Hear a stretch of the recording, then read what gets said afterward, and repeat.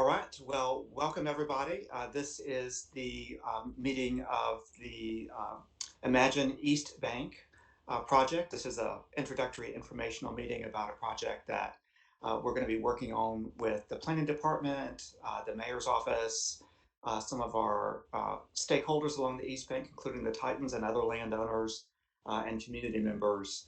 And we'll all be working together on this for about the next year. And we wanted to take this opportunity to begin introducing the team and get everyone interested in how you can participate in this process. So thank you for joining.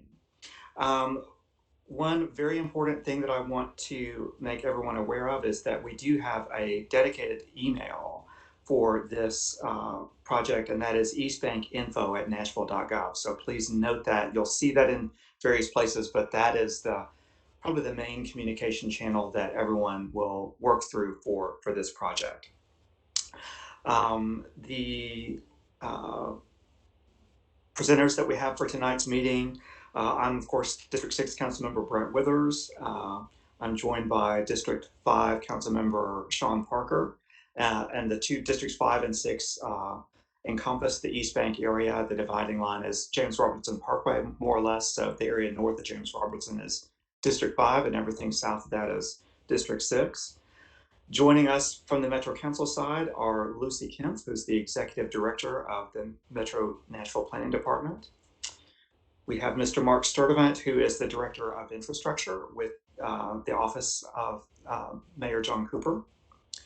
We are excited to have joining us today Mr. Adolfo Birch Sr., who's the Vice President of Business Affairs with the Tennessee Titans, as well as Anna Grider, who's the project manager with the Metro Planning Department. And so we will have just a couple of minutes of introduction, I think, and then after that, Anna will help to lead us through the slide presentation that we're going to have. For my part, as the District 6 Council member, just want to thank everyone for participating today, and also remind everyone that we have been talking about the East Bank for many, many decades. So there's a lot of community work that's already gone into thinking about what else we could do with the East Bank than what it has been in the past. Many people might be familiar with the Riverfront Park Master Plan. We've had some really exciting and interesting projects from the Civic Design Center. A lot of those documents are already available that have informed early community visions. And what we're hoping to do with this project, I think, is to revisit some of those, see what some good ideas were, and also look at new realities about infrastructure and other constraints that we might have, and figure out how we can begin to realize some of these visions that we've been working on for a long time. I do want to manage expectations a little bit for this meeting. We will be bringing in, Metro government will be bringing in a contractor for technical assistance on this. That team hasn't been identified yet, so they're not with us today. But nevertheless, a lot of work has been done to date, sort of reaching out to these affected property owners and getting the word out to the community. What we hope to do today is to just introduce this overall project to everyone, begin you in a process of thinking about what your participation might be in those upcoming activities. We won't leave today's meeting with any answers per se. It's going to be pretty high level, but it's really important that we get people back at the table to have these discussions going forward. Once that team is in place, those community engagement activities will happen pretty quickly, and the duration of time is actually pretty short. It's a lot of technical work to be done in a short period of time. So today's meeting is really just to introduce the Metro team as well as some of our property owner partners, and to get everyone thinking about what you would like to see be the future of the East Bank, and be ready to participate in those future engagement activities. And so with that, I will hand it over to District 5 Councilmember Sean Parker for his comments. Go ahead, Sean. Thank you, Councilmember Withers. Hey everyone, this is District 5 Councilmember Sean Parker, and I definitely want to thank everyone for being here. Councilman Withers, our representatives from planning and the mayor's office, as well as the Titans, and I see that we have over 100 attendees joining this meeting. just here on WebEx, and it's my understanding that it's also on Facebook and maybe some other platforms. So I think that the approach that we're taking here, which is to get the community engaged early in this process, is a prudent one. I think it's gonna benefit us and give us a better overall plan for the East Bank as we move forward. So I think Councilmember Withers kind of summarized very well where we are in this process, in that specifically the piece of we are hiring a outside contractor to manage a lot of the technical aspects of this. That is not settled yet, and when that is settled, these meetings probably will happen very quickly. So we want folks to be well aware of what's going on and to attend any meetings that they can or that they're interested in, and just give us some good feedback about what we want to do here with this plan. And with that, I'll turn it back over to our MC, Councilmember Brett Withers. All right, thank you, Councilmember Parker. Next, I would like to introduce Lucy Kemp, who's our Executive Director of the Metro Planning Department. Go ahead. Hi, Councilman. Can you hear me okay? Okay, great. Thank you so much for having me tonight. I'm really excited to be here, and it's just my honor to serve the city at the planning department.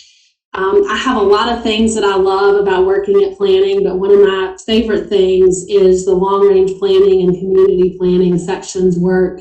We go to communities all over the county and meet with them to talk about key goals for quality of life, aspirations for the kinds of public services and amenities that they would like, as well as the kinds of land use issues that they're confronting today. And so I really enjoy these sessions. They tend to be collaborative.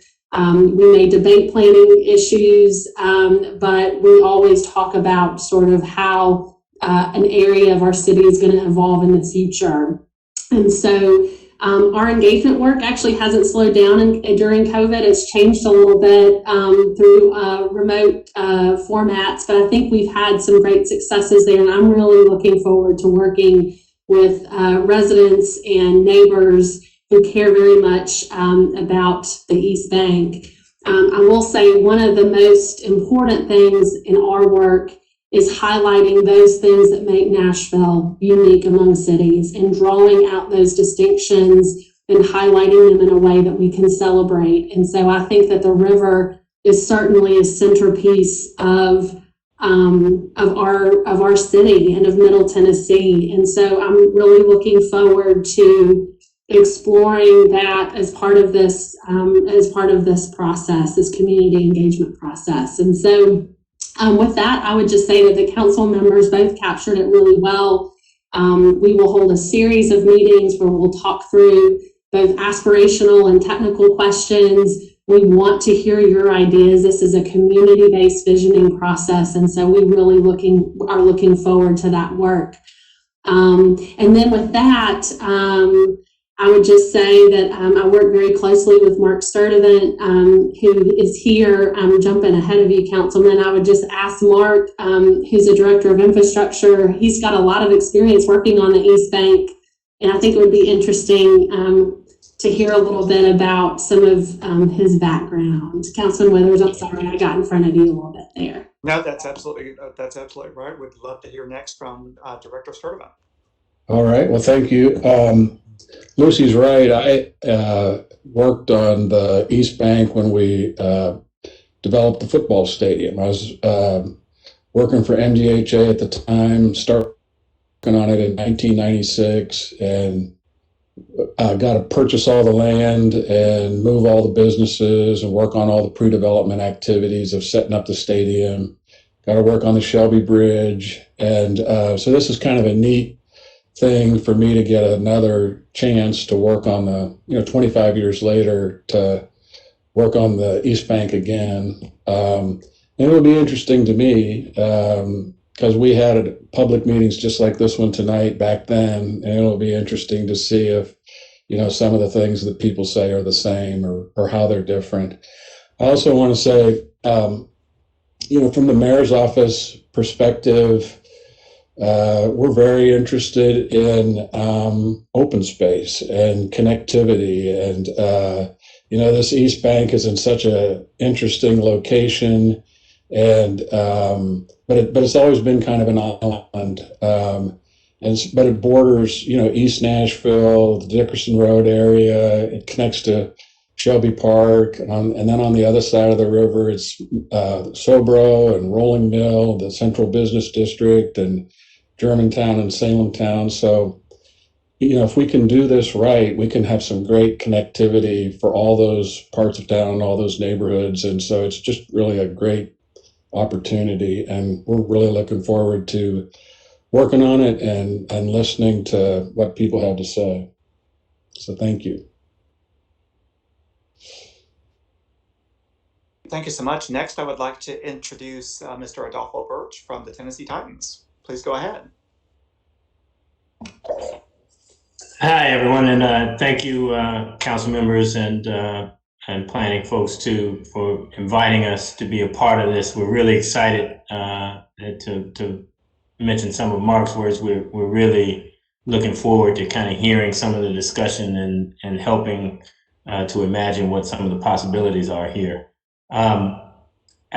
I think everybody hopefully knows a little bit about our team and sort of what we do, but I thought I would spend just a few minutes to share a bit about our organization and who we are as an organization with our mission, our values, and kind of the impact we want to have in this community. So our mission is very simple. It's to win, it's to serve, and it's to entertain. And what do we mean by that? How can we envision that and bring that to action on a daily, weekly, and yearly basis? Well, if you look at 2020, you can see sort of all three reflected in what we have been able to do and what we've tried to do as an organization. In terms of winning, we wanted to build a winning culture, and we've been doing that. We've had 5 consecutive winning seasons, one of only 3 teams to be able to do that. We were AFC South champs this year, and with that, got a home playoff game, which was our first in 12 years, I believe. And then, perhaps most important or most known to all of you, we had a fellow by the name of Derrick Henry, who happened to be the 8th person in NFL history to rush for 2,000 yards. And on that note, by the way, we also have the 7th, who is Chris Johnson. So we have, 1/4 of the total top rushers in the NFL on a season basis. In service is important to us.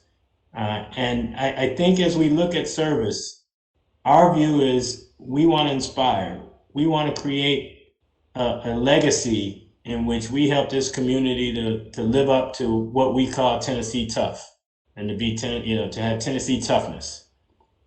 This year, that manifested itself through a number of ways, and everybody that's on this call or WebEx, I'm sure, has no shortage of understanding as to what all has happened this year. And that includes certainly, our tornado relief. We were out front. We were helping both on the ground and in the pocketbook. We reached out and engaged and had our players and helped our players engage on social justice, really trying to confront the issues, really trying to give a platform for people to voice their views and to try to help. And our players, as you see from that photo, our players were integrally involved in that, and it was a way for us to engage in the public discourse and help, hopefully, to bring about meaningful change.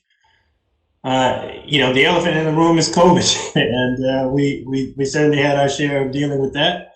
I think you will have seen that we were able to work with the city to set up testing assessment centers at our stadium. We were able to help with messaging and best practices. And, we were able to really, at the end of the day, try to be part of the solution to help get our community through this pandemic. And hopefully, as we're all starting to see the light at the end of the tunnel, you'll agree that the Titans were helpful in trying to get us through it. Finally, we talked about and we addressed the horrific bombing that occurred on Christmas Day. Our way to do that was through 615 Strong, which we envisioned as a means of honoring those first responders who were on scene and helping to amplify the bravery and the nature of their contribution and their sacrifice to be able to help keep us all safe. And finally, our goal is to entertain. We never forget that we are in the entertainment business. We want to have a game experience and a fan experience and connect with our fans in this community and others. So what does that mean? That means we have a robust social media connection. We want you to be able to find us. We want you to be able to talk to us. We look at helping with youth marketing, youth football, and trying to bring our game to a new generation of fans. And probably most significantly this year, we were able to host in a safe manner 8,000 to 12,000 fans a game, providing a game day experience that was compelling, even in the midst of what has otherwise been a dramatically impacted season based on COVID. So that's really what we're about. And I am honored and we are proud to be a part of this discussion because we do believe that the vision for the East Bank is something that will help all Nashvillians. And if we can do it right, and if we can get the right input and look at feedback from all, then we have really high hopes about what this could mean for the long-term future of Nashville, for Tennessee, and for this community. Thank you very much. Thank you so much, Mr. Birch, for your comments. I think you're absolutely right that the East Bank, if done well, will benefit the whole city, and certainly the Titans are a centerpiece of the East Bank today and will be in the future. So we look forward to your contributions. I do next on. I will turn it over to Anna Grider from the Planning Department, but I do want to take a step back now that we've gotten through most of our introductions before we move more into the content of the presentation. Just wanted to review some logistics if I can. One is, I really encourage folks to write down or jot down the email address for this study, which is eastbankinfo@nashville.gov. For those of you who are joining by phone, for this meeting, you are in listen mode only, but certainly you can use that email or other communications channels to get your questions and feedback to us. This video meeting will be broadcast at https://eastbankstudy.nashville.gov. For meeting attendees, your microphones are muted, and we really are wanting to encourage you to use the chat feature of WebEx if you can to submit any questions or feedback that you have. And then this presentation that Anna is going to lead us through will help set the stage. We'll have a little bit of a Q&A session afterward for any items that come through that chat. And then this presentation will be recorded and posted to Metro's YouTube channel, and usually within a day or two, so look for that. And with that, I will turn it over to Anna Grider from the Planning Department, who's leading this study effort. So go ahead, Anna. Hey, Anna, just by way of introduction on the East Bank study, and Anna is a project manager in our long-range planning section and just does an outstanding job sort of on community engagement and has figured out how to do this work remotely a year ago, we never would have had to run through those things Councilman Withers just did. So we're all adapting.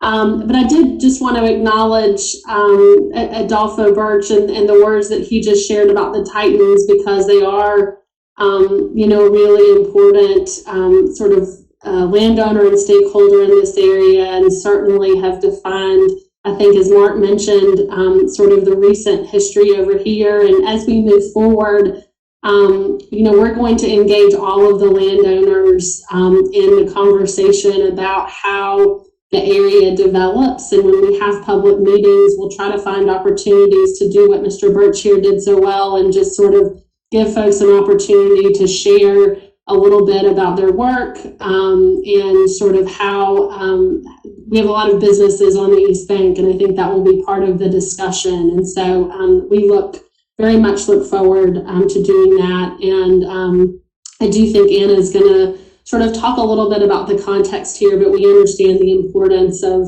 sort of the East Nashville communities, as well as the downtown and the areas that are developing to the north on Dickerson. So it's a really exciting moment, I think, to be having this conversation. So with that, Anna, thank you for leading the planning department on this effort. Thank you, Lucy, and everyone else who's gathered together for this meeting today. I'm at the planning office, and the lights have gone out on me, and someone's vacuuming. So I apologize if you cannot hear me very well, but I want to provide a very short and brief high-level overview of the planning study that we're just beginning. And I really encourage you to use the Q&A tool. It should be at the bottom right of your screen. So anytime as I'm speaking, questions come up, please type them in there. We'll do our best to get through them after this short presentation, and any we need to follow up on, we will do so afterwards and post more information on the webpage. But just to start with, so what is a planning study? Let me switch slides. So the East Bank Planning Study is a public process led by the Metro Nashville Planning Department with the goal of creating a long-range plan for the East Bank. The Planning Department does these in-depth planning studies all over the city. We recently completed studies of Dickerson Pike, and we're also currently undergoing a study on Murfreesboro Road. So you may well have seen these planning work out in your communities, heard about them, participated in them before. This is something that we do to provide more detailed guidance and planning solutions to different parts of our city. And so what we develop through this planning study will guide the future development of the East Bank. So where is the study area? I think most of you are familiar, but I always, as a planner, enjoy zooming out and looking at the wider context. And so you should be able to see on your screen the East Bank shown on the aerial.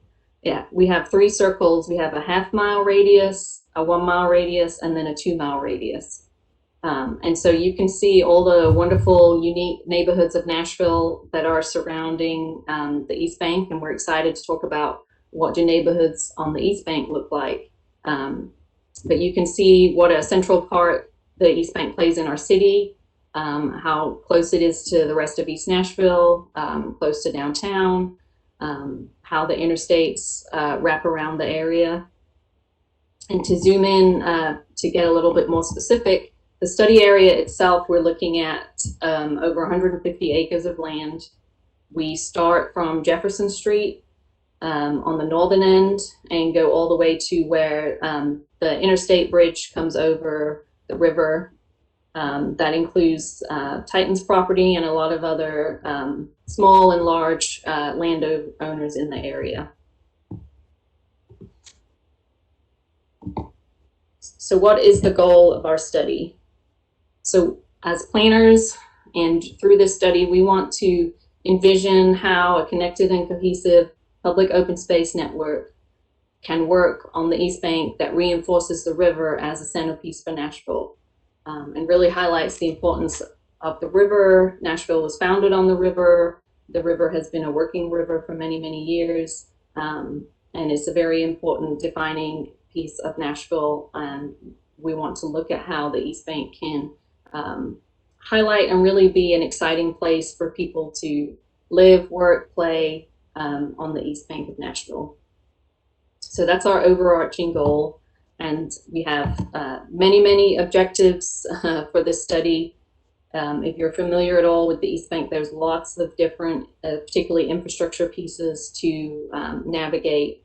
But ultimately, we want to establish a multimodal transportation vision that looks not just at how cars get through, into, out of the East Bank, but also pedestrians, cyclists, runners, families, everybody.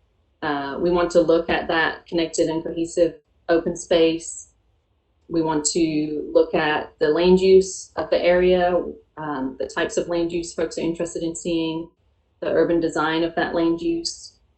We're looking for environmental resiliency. As many of you know, this area flooded in 2010, and we are on the banks of a river, so it's important to consider the environmental impacts and how we are sustainably growing in Nashville. And then to provide that for a mix of household incomes, a mix of household types. So to go a little deeper into the planning, that we've separated into three different components. The first is to look from a systems level at the road network and transportation systems. So the study will be preparing a mobility plan, which will look at what infrastructure improvements are necessary to the road network, to sidewalks. We'll be looking at how can this area be a safer and more comfortable place for people who are walking, biking, taking transit. Where should transit stations and stops be located? From the infrastructure network piece, as I mentioned, what are those infrastructure and utility needs? There's lots of major infrastructure here, as you're familiar with the railroad, the interstate, the bridges, the river. There's a lot of infrastructure that needs to be studied and understood. Parks and Greenway network. How is it possible to create those connected green spaces on the East Bank? Land use, identifying future land use. What are the needs of our city? What are the needs of this area in terms of land uses? And then ecology. You know, the river is a significant natural feature. We have vulnerability to flooding and other natural threats. The tornado, the recent tornado went through this part of the East Bank.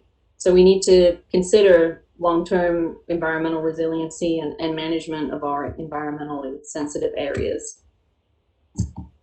Secondly, spaces.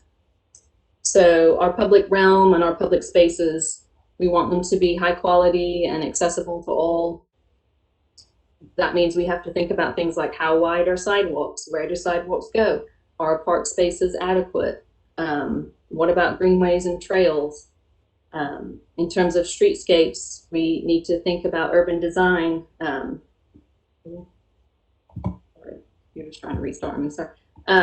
Urban design and a framework that organizes and guides cohesive redevelopment of the area. So should buildings be close to the street? Should they be set back? How tall should buildings be? Where do the tallest buildings go? These are all things we're going to be considering with you during the planning study. And then finally, community. Nashville is a unique and wonderful city made up of lots of old and new neighborhoods. And it should be experienced in a way that reflects that uniqueness. So how can we do that for the East Bank? How can we shape an area that reflects what makes Nashville such a special place to be? And how can it be mixed income, allowing people from all backgrounds opportunity within our urban core?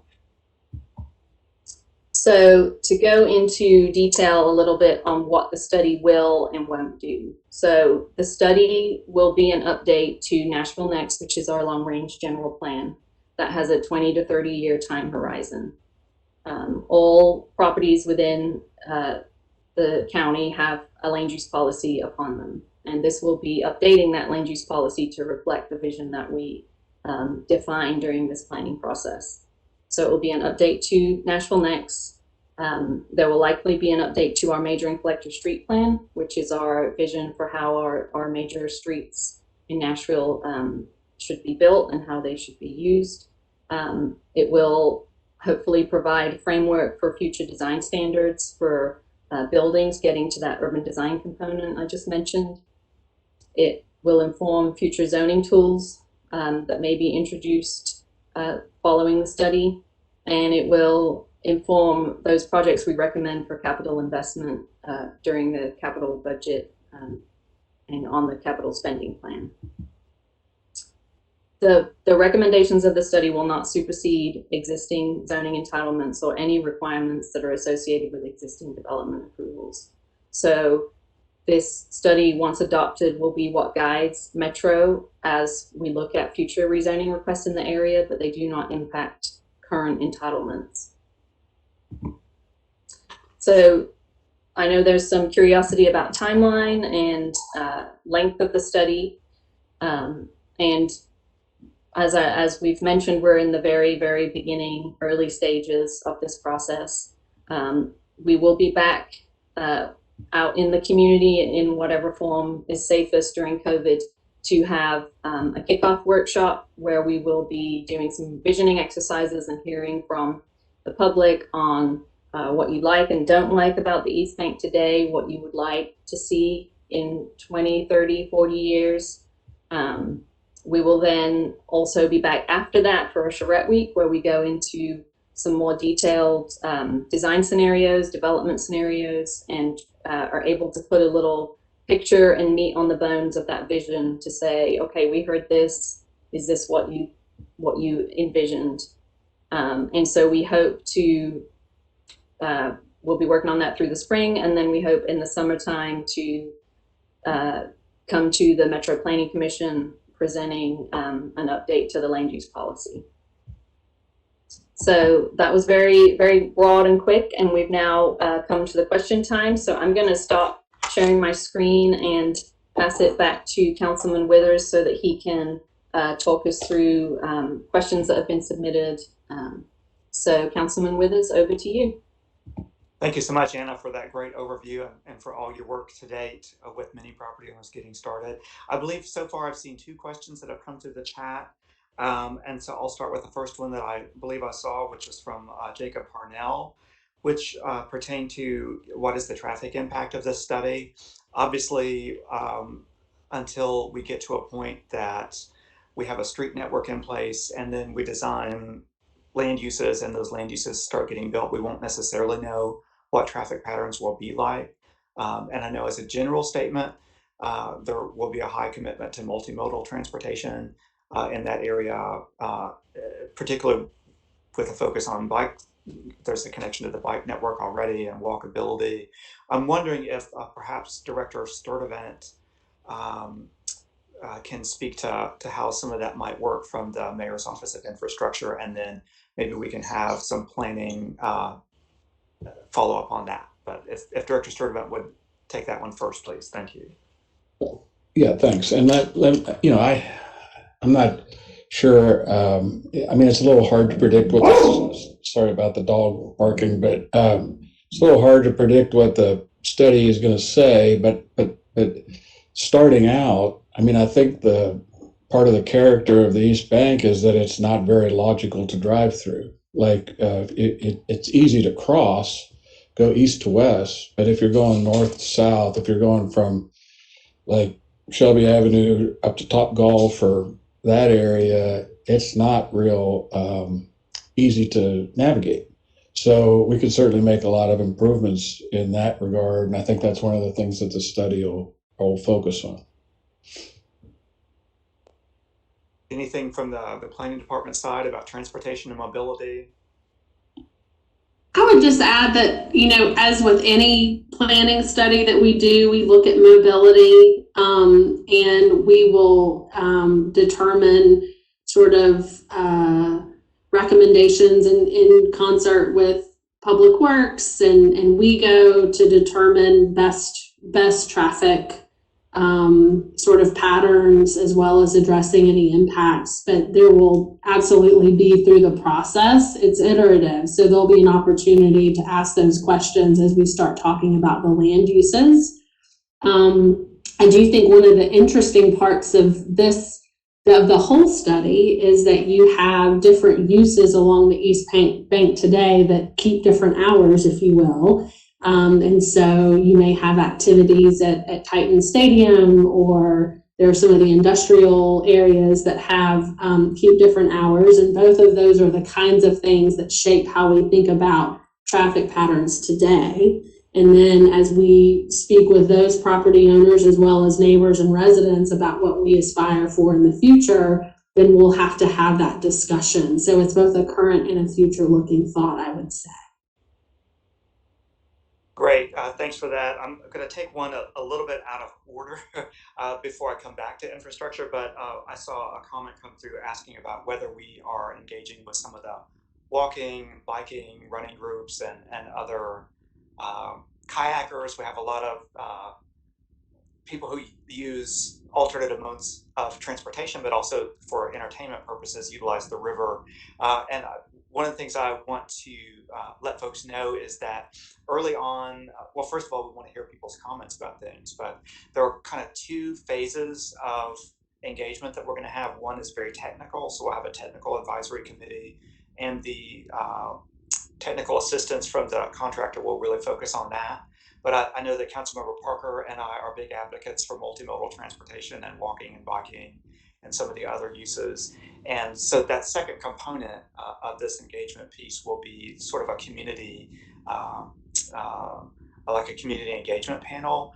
And I think that in addition to sort of initial meetings with community groups, we will be looking at kind of setting up an advisory group that will be kind of long-standing, because this project will be implemented over a couple of decades. So we are going to want to work with some of those advocacy groups for some of those specific issues and make sure not only that those groups are engaged with initial feedback on these plans, but also that those interests and advocacy positions are represented in that long-term community advocacy panel. So we're not there quite yet, but for sure those groups will definitely be involved initially and long term.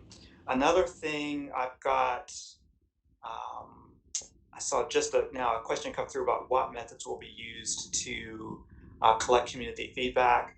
That is an interesting one, and I think I can't speak for the planning department, but I think that in reviewing the many applicants that we've had who have been interested in submitting their qualifications for this project, I think that the tools and strategies that those technical teams have used in the past will be a factor in evaluating who gets selected. We're going to want to be sure that the teams that are applying bring some ideas and tools of their own, I think, about some useful ways that we can do community engagement above and beyond the community meetings that we're used to having. So stay tuned. Councilman, would you want to hear what we did on Dickerson, where Anna, could you share some of the methods that we used? I mean, there were a lot of different ways, and I think, Anna, could you share a little bit about your approach on Dickerson? Yes, absolutely. This is one of my favorite parts of the job. So public engagement, and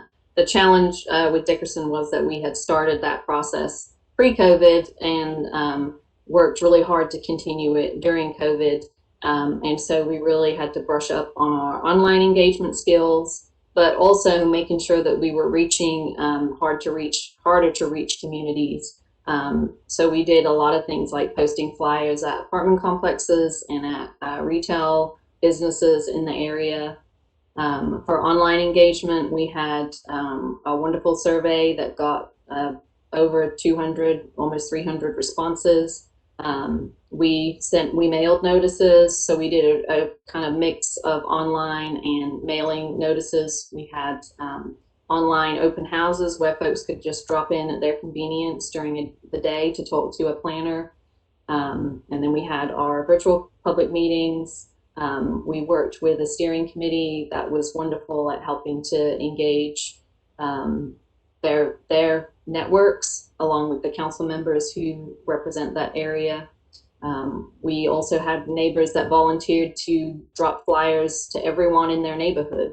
And we had the email that I encourage everyone to email, and we will have a kind of a listserv sign up that you can get on that will send out regular updates on the study. But that was a great way to send out information and help get people engaged. And so we really rely on you guys, the public, to spread that word, to help let people know, hey, this is the time for this input. We work really, really hard to try to get as many voices as possible at the table, and we'll be doing the same with the East Bank as well. Great, thank you so much, Anna. Appreciate that. Mr. Birch, if I may call on you, one of the questions, certainly the stadium is a large facility as a building on the East Bank, but also with all of the surrounding parking lots. And it's one that we receive frequent questions about what the future is. And I know that your plans aren't, you don't have definitive plans yet, but I wonder if you can speak to what the Titans hope to achieve through this process, and what the Titans might be looking to do in the future, to whatever extent you can share at this time. Sure. Look, we are somewhat limited in what we can share because we're limited in what we know right now. And I think, that's in large part why we are excited to do things like this, to start to have those conversations and to start to hear from people, to get feedback and to get input and perspective. I think, broadly speaking, our vision would be to really create something that's transformative around our stadium, and that means something with mixed uses, something that is a 365-day vibrant community with a variety of different people, types of folks engaging in that area on a daily basis, with connectivity to these other parts of both the East Bank, but downtown and East Nashville and the others, it really in a way that creates an asset for what is currently not necessarily a utilized asset in that way. I think our vision would be to have parking, but uses in parking that maybe are reimagined. The way our game experience might be could be reimagined in a way that both works for us on game day when we have 65,000 people in the stadium, but on the other 364 when they're not. And so, for us, it's largely a blank slate. We just have that larger vision and goal, vision in mind to do something that is really looking toward the future and looking toward what Nashville and that East Bank area could be, rather than what it is necessarily. Terrific. So it's so good to know that y'all have been kind of thinking about that for a while. I know I've represented District 6 for going on 6 years now, so I know y'all have been kind of looking at that for a little bit, and this Imagine East Bank project really is a good opportunity to begin that public conversation, because I know, like you said, it's a little bit of a blank slate still, but while we're getting this community engagement about the East Bank as a whole, we can work on that simultaneously and hopefully get everything to work really well together. So I think absolutely, that is certainly our goal. Great. Let's see. We had a question about the Cumberland River engagement. I'll kind of go back to again between the Parks Department, the Army Corps of Engineers, Metro Mayor's Office of Special Events. There are sometimes Homeland Security, depending on what the event is. There are a lot of stakeholders in the river, in addition to commercial barges that are still going to happen, and folks that want to use the river for recreation. So we have a lot of stakeholders on the river itself. I'm very confident that this plan looks forward to possibly implementing some of those prior plans that I've talked about, such as the Riverfront Park Master Plan.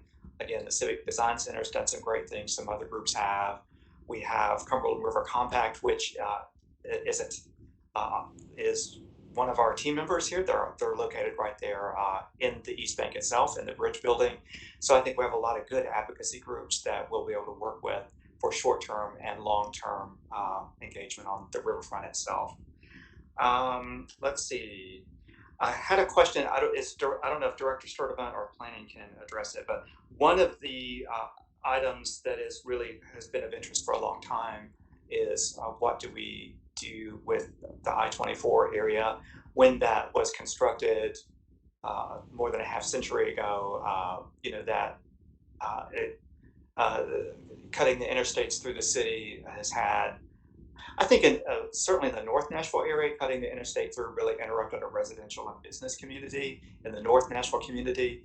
It wasn't really quite as true for where the I-24 went through in East Nashville, because there had been a little bit of residential there, but it was so industrial to begin with. So at least it didn't disrupt the community in East Nashville. I-24 didn't, in the way that it did in North Nashville. So for that, I'm grateful, and I know that the Mayor's Office of Transportation is looking at some ways to maybe remedy that impact that was had along Jefferson Street as part of the recent plan.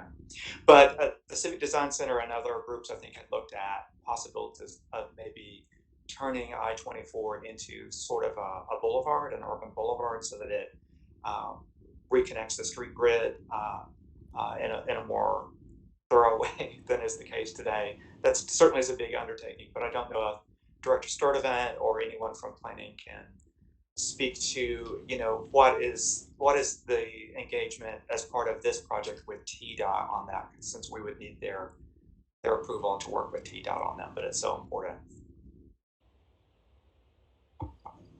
Yeah, and I'll get started on that and let Mark jump in, just to say that, again, we're very early in the process, but the TDOT is a key stakeholder and will be part of the process and part of the discussions. And so we look forward to talking with them about it. I'm not sure if Mark would like to add a little bit more from Mayor's Office perspective. I'll add a couple of things.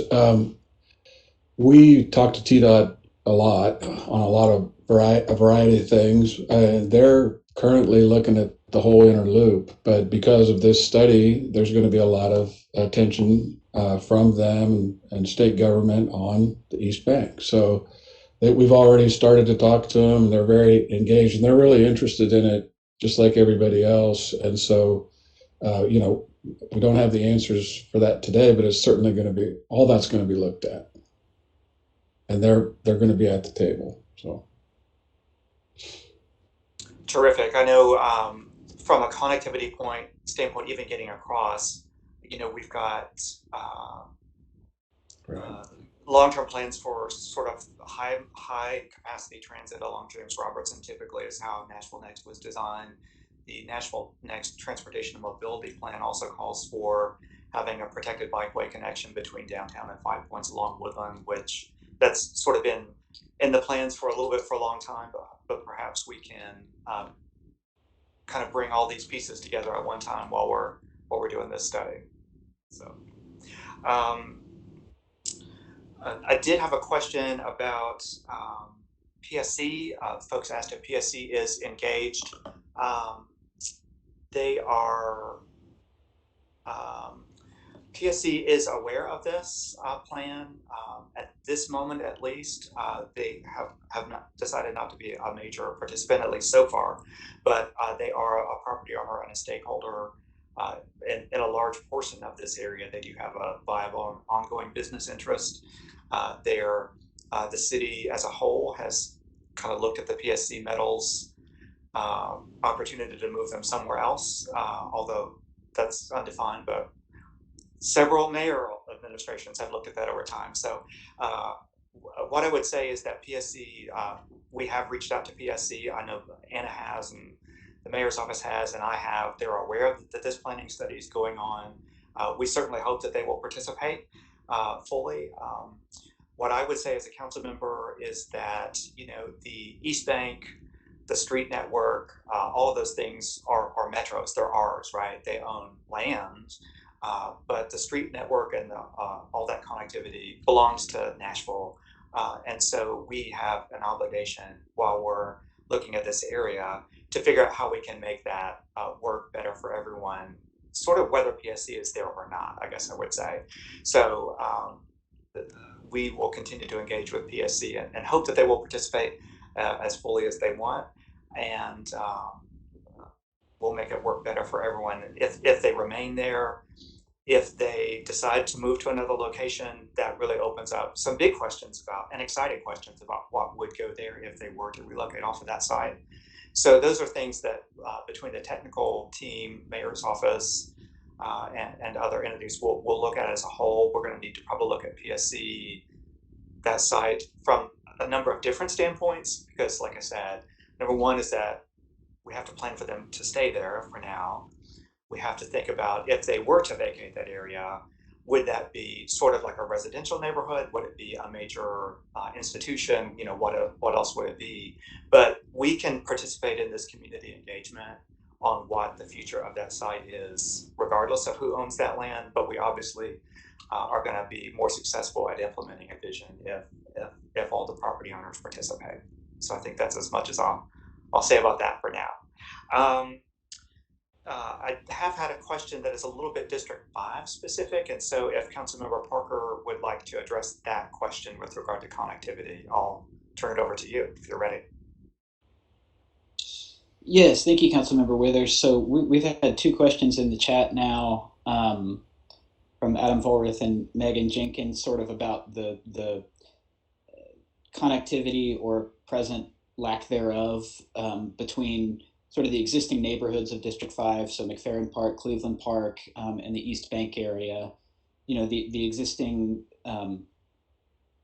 pedestrian and bike connectivity through First Street is, I would say, somewhat lacking. You know, I find myself hopping up onto curbs and whatnot to get through it most efficiently when I'm biking through it. So that's something that I really want, even if it's not in the defined study area here, I really want us to think about connectivity. You know, if there's a possibility of connecting Oldham Street across there's a signaled crosswalk there, or the possibility to improve that. I think that's something that I'm going to be really focusing on through this process, and hoping that we can come up with a good plan for, just to kind of connect those existing neighborhoods to downtown and to Germantown and to the East Bank better. Obviously, I guess I'll let you go ahead and touch on this as well. You have done a great job. My compliments to you on taking the River North plan and making it even a little bit better for pedestrian and bike connectivity. Do you have any thoughts about, you know, obviously we can't map out what the street grid's going to look like. That's why we're doing the engagement and working with the technical assistance team. But do you have any thoughts about how River North might potentially connect even across Jefferson into this East Bank planning study area? Sure. Yeah. I mean, we've had conversations about that. I mean, I think that continuity of the connectivity is super important for it to flow well and to really serve residents and visitors well.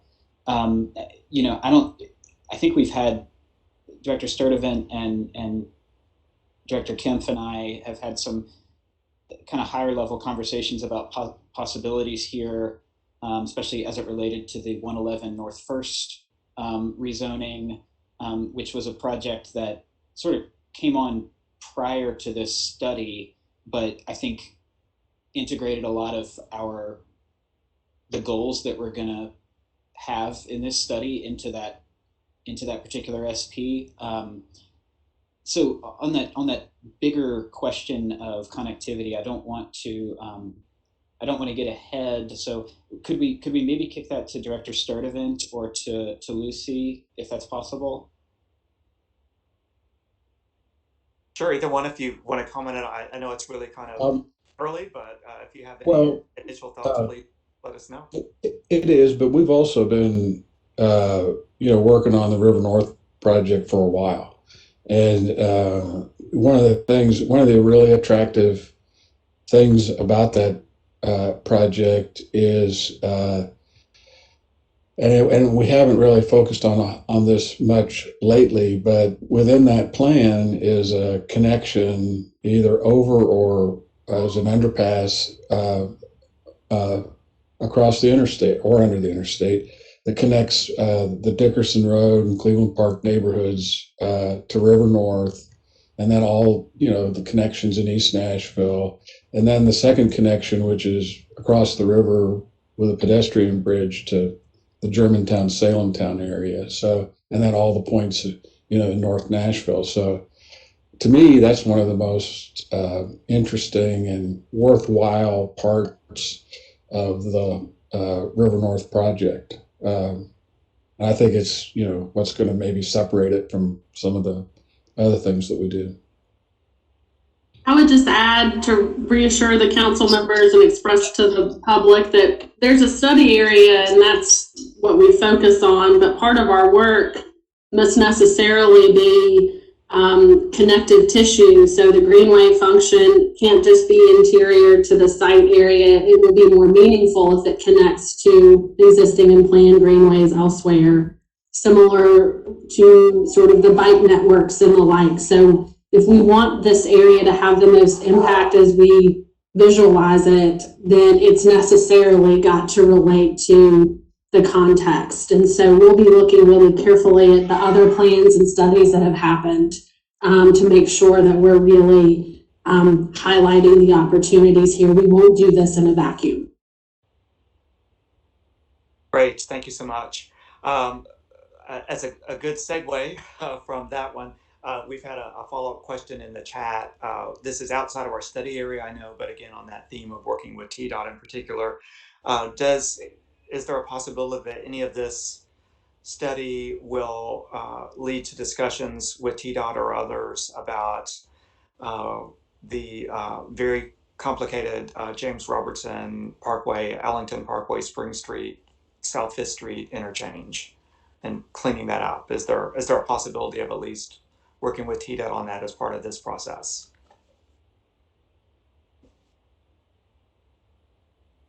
I think Mark's point earlier was, oh, sorry, Mark, go ahead. I was just going to reiterate what you said before. Yeah. I wanted to hear what you were going to say, but yeah, I think the answer is yes. And it's something that, and we're early in this, but every time we talk about this area, we end up talking about that, and what are we going to do about that? And so we've already begun preliminary discussions with TDOT. It's a complicated area, but the short answer is yes. That's something that we're going to look at, and hopefully we can come up with ways to make that operate a little better and certainly in a simpler way. It's always been kind of complicated, so yes, we can look at that. Terrific. I know that not only is it a complicated interchange, it's a surprisingly large amount of land that's right in the downtown areas. It takes up an enormous amount of land. I mean, Lucy's heard me complain about that at every meeting that we have. Well, fantastic. Next, I'd like to pass it over to Councilmember Parker. I think Councilmember Parker has a constituent with a question. If you'd like to share that with the group, and perhaps we can get that answered.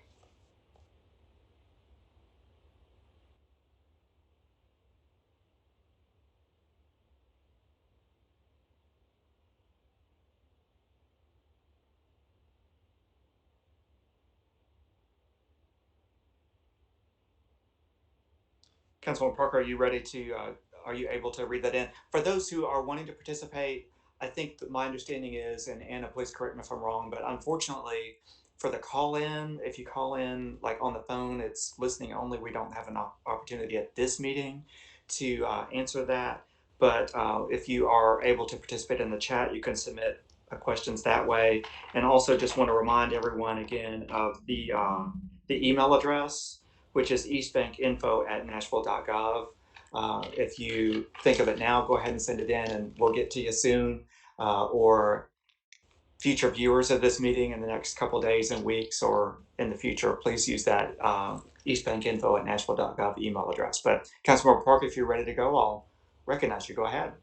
Yes, thank you, Councilmember. I had a little technical hiccup there, but I'm back with you now. So I have a question here from from Odessa Kelly, who is a audio participant today, and she asks, can we work with Stand Up Nashville to do public engagement in this process? Or I guess that question would be broader for also like similar community groups as we sort of engage the community in this process.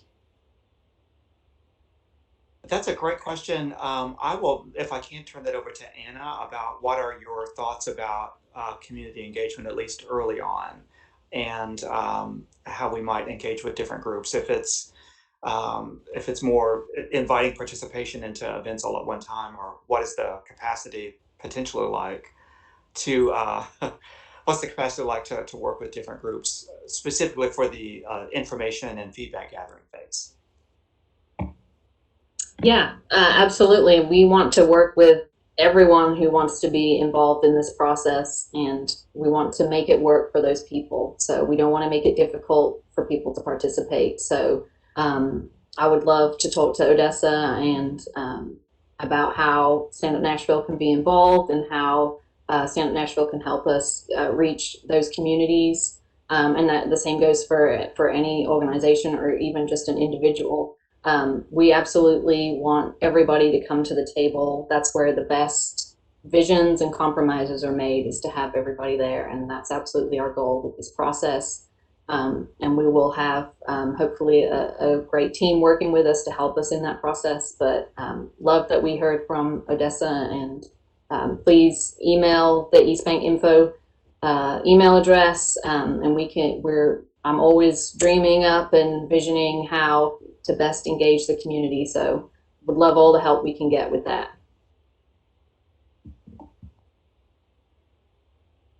Oh, you're muted, Councilman. Dr. Kemp, did you have any additional thoughts about that? No, Anna, I mean, as I said, I think we've had to reinvent sort of how we do community engagement in COVID, but we're learning, and we, are always wanting to improve how we do it during COVID. It's so much easier to meet face to face, but we want folks to be safe, and we'll figure out the best way to do it safely and during COVID. But we look forward. Anna said it well. Great. And again, one point that I want to emphasize to folks again is that this process, we're certainly going to have community engagement of various kinds into the plan and developing the plan. And that's one piece of it. We'll also have a community advisory committee that will be like a long-term group, right? So because this will be implemented over a long period of time, we're not just going to have a plan and sit it on a shelf. We hope that it gets implemented, and so we will have a community advisory group that will help us to work on how we implement that plan once it's done, if that makes sense. So I think, there's a lot of discussion about, for instance, affordable housing, right? So the thing I would say about affordable housing is, before we know that we can do affordable housing, we have to decide things like, is it possible to build on this land? Which we think it is for some of it. We have to think about what infrastructure and utilities are needed to support that housing. How do people who are living in that housing get around, get to and from their housing and their job opportunities? And so a lot of those technical pieces are really what are the focus of this study at this stage. Then once we've got that community engagement, and we can come up with the community plan amendment at some point. But the question about housing affordability, which is definitely is a goal, certainly of mine and Councilmember Parker's and Mayor Cooper's, and I know of Stand Up Nashville's, but that really sort of comes into play more after we've decided that connectivity and land use piece, right? So it will be an overarching goal, but we have to figure out how we make the site work and how we arrange uses within that site. And then once those things begin to be built, we can have more conversations about who helps us to build it, what groups are engaged to bid on the work site itself, on maintenance, housekeeping, job opportunities once they're there. So all of that is certainly something that's going to be top of mind, but that has to follow the planning piece itself. For my folks in labor, they will tell you they have to have a project first before they can assign their members to work on, before we can work on some of those pieces. So just want to set that expectation that a lot of this effort in this first year, probably until we get this plan done, is a lot more technical and a lot more infrastructure related. But then certainly that community advisory group that Councilmember Parker and I are going to want to set up will help us to guide the implementation of that and those goals over the next coming decades. So we definitely look forward to working with groups on that.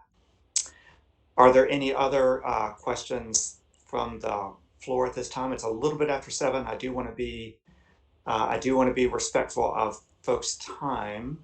So I guess what I will do, if there are no other questions right at this moment, is just maybe go back around for our participants. Just a closing statement, if you'd like to make one. I'll finish that up at the end. But if anyone has a closing statement for your department or the entity that you represent, and let me see. Councilman Withers, this is Anna. You might, while we're just finishing up, there might be, I think I see a couple more questions, so you might want to just double check your Q&A while we're talking. But I did want to just add to that we have the Titans at the table as well in terms of helping with outreach and communication, and definitely really grateful for Adolfo to spend this evening with us, and we will definitely be working with the Titans to help get the word out as well to their audience, and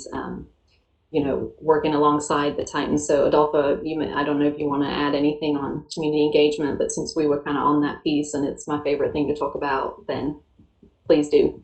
Sure. No, look, we are certainly interested in that. We are moving forward with every opportunity to try to engage as many possible stakeholders and interested people as we can. I probably should have mentioned earlier, we actually also have a website set up that can allow you to get updates on our stadium in particular, because as somewhat in tangent or in conjunction with this, we'll be looking at ways to really address some of our stadium issues and try to make it a first class and world class venue to kind of reflect our city and our state. And if you go to this, I see it's up now. So if you go to that website, you can put in your email, and then that would allow you to get email updates as we have information not only about sort of the stadium itself and the area immediately adjacent to the stadium, but these larger ideas that we're discussing as well.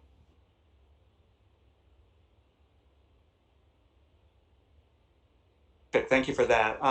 Director Sturdivant, I wonder if you have any kind of closing remarks to send us. Yeah, I do. This is going to be a really interesting process because the area is already dynamic. I mean, things are happening. For instance, the Titans are already at work. Things are starting to happen at River North, and so when this plan is completed, you won't have to sit around and wait and see what happens for 10 years. I think things are going to happen immediately, and it's kind of up to all of us to make this into a good process and a good study. And so it just should be very interesting to watch. I'm really excited to be part of it and be involved. Councilmember, can I jump in? Apparently, our website there should be an S. It should be Stadium Updates with an S at the end of the URL. I apologize for that, but want to make sure people are able to find it. Yes. So insert your S there.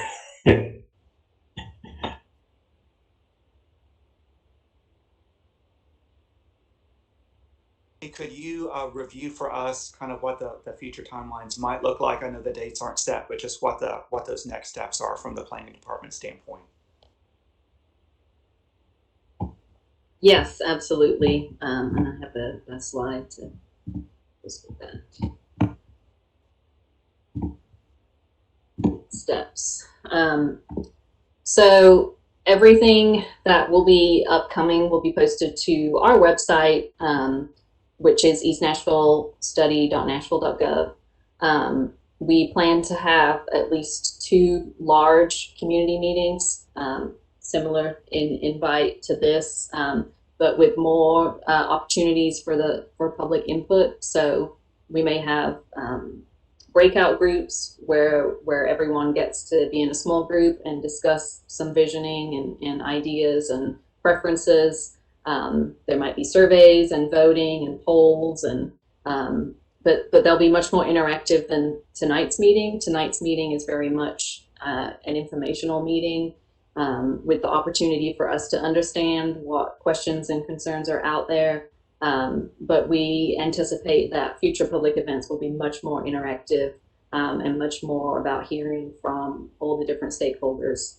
So those will be posted on the website, and we will promote them through all means necessary and ask for your help in telling your neighbors and telling your communities what we're doing. And as always, that email address that Councilman Withers has mentioned a few times is available if you just want an update. If you have particular questions or concerns, that is always going to be open. And since we're at the very beginning of the study, be looking for set dates in the coming months for those public events.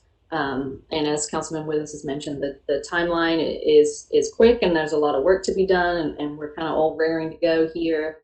Really excited to kick off the study and get all the feedback and start providing some renderings and designs where we can dive into the feedback and understand the feasibility of all the things that we're being asked about tonight.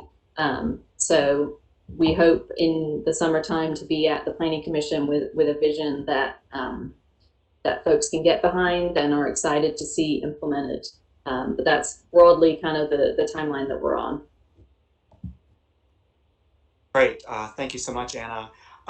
Director Kemp, I wonder if I might call on you. We did have a question, and I wonder if you might be able to help us understand this from the planning department side. But so a question is sort of like the big question is with PSC, for instance, with PSC metals, how do you envision that we will work with PSC? Kind of as I mentioned, like they are there, they are a legal business, they own that property.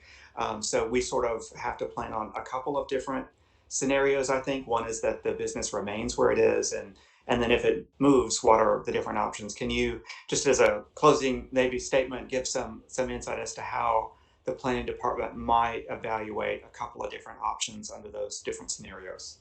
Sure. Well, as Anna mentioned in her presentation, all properties in Davidson County participate in the general plan. So everyone is part of the general plan today. And we have opportunities to go in and refine our thinking within different areas, as we did in Wedgwood, Houston, and Dickerson, and we're doing today in Antioch, and now on the East Bank as well. And so we really do the very best that we can to engage all property owners. But really what we're looking at are the connected public systems that create a great urban design framework. So these are the common streets, the public infrastructure, the greenway networks, for example. So these are the shared sort of resources that knit a whole community together. And so we do technical analyses of these all over the city, and they're part of, again, Nashville Next.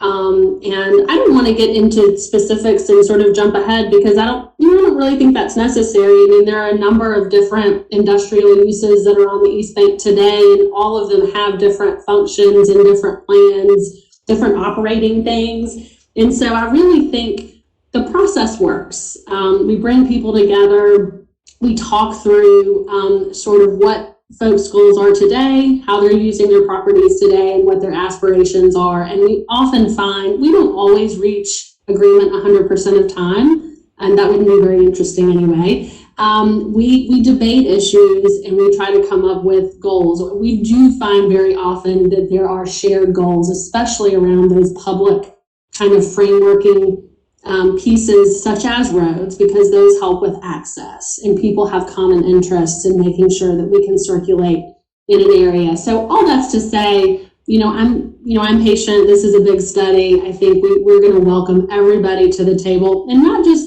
all these property owners, but we expect businesses downtown, residents in East Nashville to want to participate and help guide us. And I would just close by saying I feel incredibly optimistic about this study. The infrastructure issues are real. A CSX and the TDOT infrastructure and the like is real. But it is not a reason to shy away from a great transformative vision that we think will work for our city and for our residents and for the many businesses here. And so I think there's a real opportunity to cast that vision in a way that we can all be really proud of and excited about. So thank you so much for having us here, to both council members, and I look forward to working with you moving forward. Next, I'll turn it over to Councilmember Parker, and then I'll wrap us up and send us all home. So, Councilmember Parker. All right.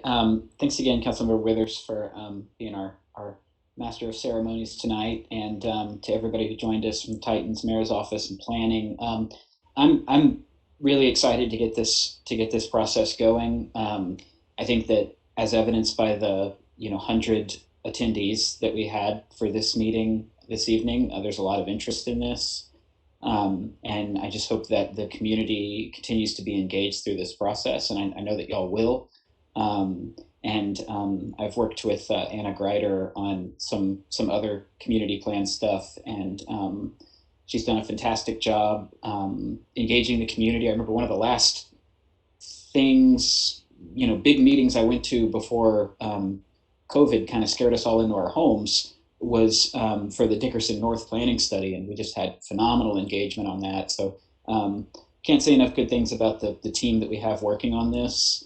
And I think if the community stays engaged, and I know they will, we're gonna end up with a really fantastic vision for the area. So thanks again to everybody for being here this evening, and with that, I'll turn it back to Councilmember Withers. All right, thank you so much, Councilmember Parker. For me, this is a really exciting thing to do. District 6 in particular, the legacy of District 6 we've had. I'm fortunate to have council members who've represented District 6 all the way back to the early 80s, and we're all here in Nashville, and we have so much institutional knowledge that we can share with each other about what worked or what didn't in the past. And I think it's been such a dream for past council members in District 6. They did a lot of really good work working with organizations like Civic Design Center, the Parks Department, Cumberland River Compact.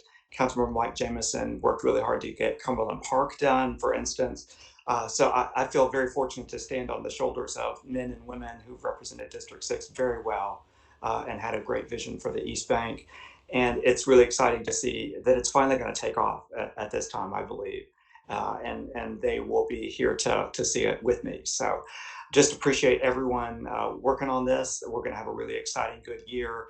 Want people to get excited thinking about your ideas and input, and be ready to participate in those community engagement activities coming up very, very shortly. So look forward to seeing what ideas we can all come up with together. So with that, I will close this out for the evening and send everyone, let you enjoy the rest of your evening. And this video will be recorded and should be posted to the Metro YouTube site pretty soon. And look forward to those who weren't able to make it to watch that video and get ready to join us live in a future event coming to you. So thank you so much. And with that, we are adjourned. Thank you, everyone. Thank you all.